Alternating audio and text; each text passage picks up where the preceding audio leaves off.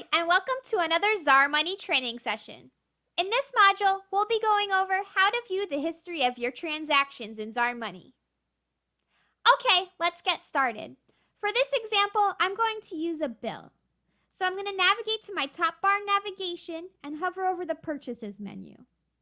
From the drop-down, I'm going to select Bills. From my list of bills, I'm going to select the bill that I'd like to view.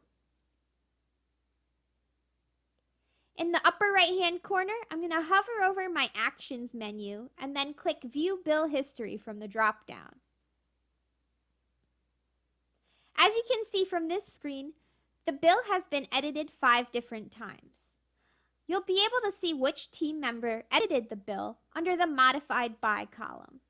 You'll also be able to see the date that the bill was edited along with the time.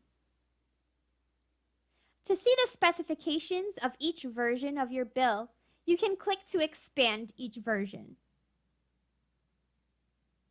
And remember, you can utilize this feature on your sales documents, such as sales orders and invoices, as well as your purchases documents, such as purchase orders and credit memos.